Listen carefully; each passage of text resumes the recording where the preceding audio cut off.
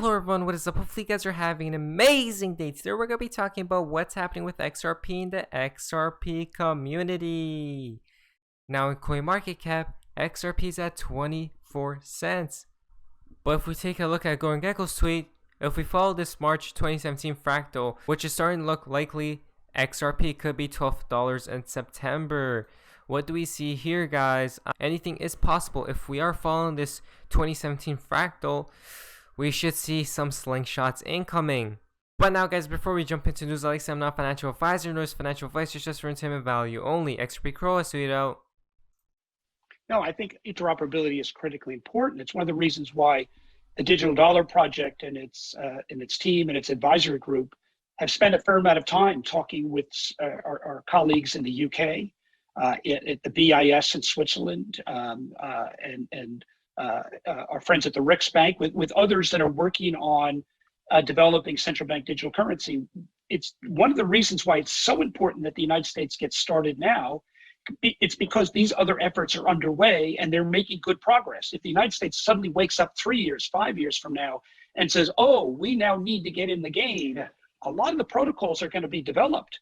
Now is the time for the United States to be in the game, working with others, so that when, and I believe it's not a question of if, it's certainly a question of when, the world's major economies all move to a digital currency system, they're all interoperable with one another, that the core foundational architecture was set at this point in time. We think the United States needs to get in those games, and it needs to go further, however. And we at the Digital Dollar Project are certainly encouraging an ongoing dialogue with efforts underway elsewhere. Now is the time for the US to be in the game. Cryptic Poet has tweeted out, the Bank of England will work with Ripple partner Accenture to develop and build this new world-class payment service. What do we see here? Bank of England is coming into the play, guys. A lot of more banks. MoneyGram has tweeted out, who wants a year of zero fee transfers? What do we see here? XRP. Next it comes from Bit4 Coins. Ripple and XRP mentioned 2 times in official US bill proposals. It's a done deal. XRP, the global bridge currency. This is huge, guys. I'll leave all the links down in the description below so you guys could investigate it further. A proposed bill on remittance insurance mentions Ripple and XRP as the newest developments in payment channels. So what do we see here, guys? I mean, XRP. It really is a done deal. Boy, XRP has tweeted out, if we already have money that's effectively virtual, why is there all this talk about cryptocurrencies and digital money? So what's new with the technology? You mentioned the blockchain, which is the underlying technology for many of these cryptocurrencies. So I would say that the main driver for the use of cryptocurrencies has been convenience, that is cost and speed. That is in many cases, and in particular for cross-border payments, that is payments from one country to another. They've proven cheaper and faster than existing means of payments based on existing currencies. And that's something which is good, which is useful, and that should be kept, used, and protected. Now, another driver of cryptocurrencies has been financial inclusion. When you're posted in a foreign country, you want to send the money back home to your family. That's called a remittance. And existing systems to transfer money have proven very expensive for these communities. So potentially, these new technologies can also help support financial inclusion. So there's those 2 aspects, but on the first one, making it cheaper and so on, that's because you're taking lots of players out of it, because there's not a chain of banks in between the 2 transactions. It's partly so because it's more direct, it's disintermediated, but it's also because the technology is better and less costly. So there seem to be huge opportunities. There's a bit of skepticism as well, and there's some risks. And just before we go on, I think we have a quick clip we can play of ECB President Mario Draghi, who summed up some of these concerns at a press conference earlier in the summer. And these concerns, if I can list them for you, are concerns about cybersecurity, AML, money laundering, terrorism financing, use of these currencies for criminal purposes. All this is linked also to the anonymity. How would this work? At the same time, concerns about privacy. I mentioned cyber risk, tax evasion, monetary policy transmission, financial stability, and the global payment system. How would this change the global payment system? that connects to his next tweet, once again from Boy XRP. The moment you spot a problem, you can be assured that someone out there is already on it.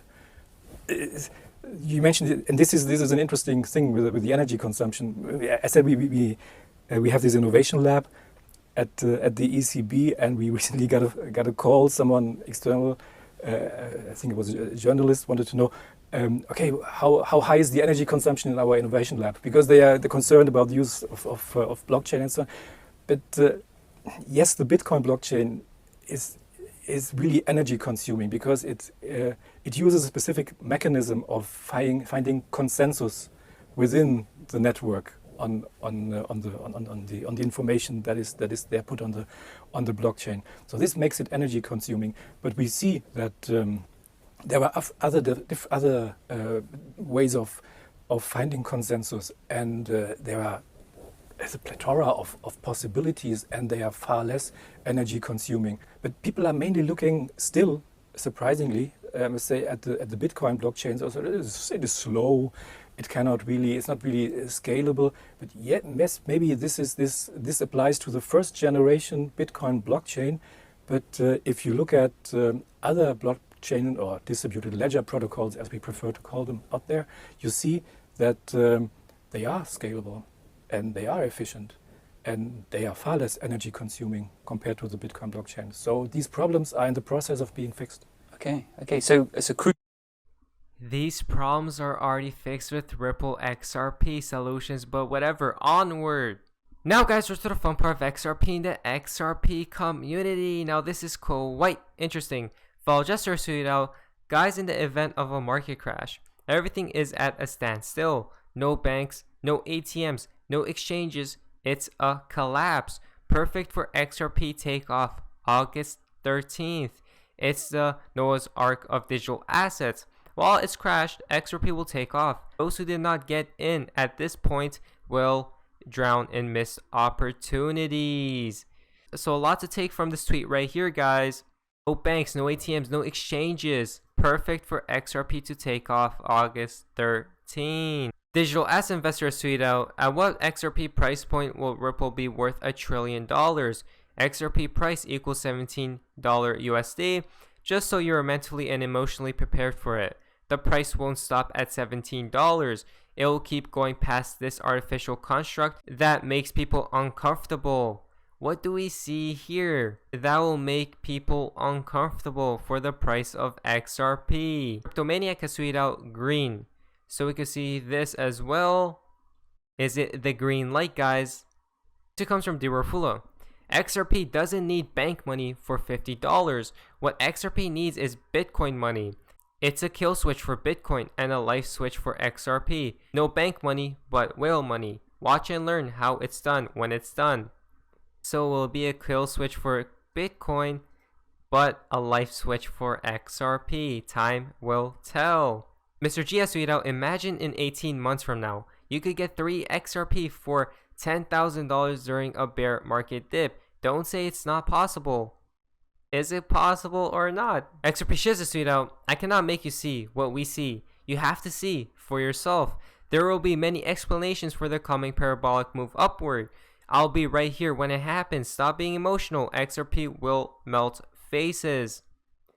Luminous Design has tweeted out, the logic of what they are doing is easy. Pump Bitcoin with Tether, raise the price, switch it for XRP, and empty the exchanges from it. Call Tether a scam, kill Tether, kill Bitcoin. As mining is no more profitable, Satoshi Nakamoto might be already part of Ripple Labs. Is it time for it to be gone?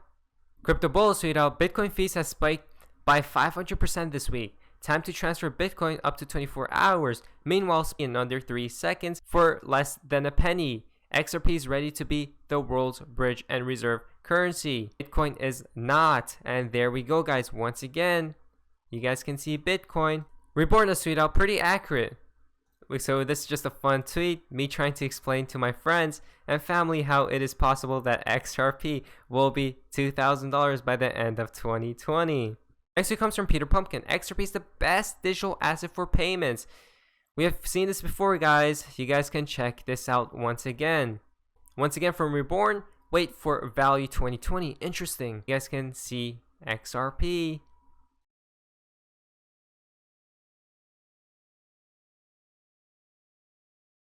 Baba Cooks has tweeted out a couple of things. We can see 1 day left, TikTok.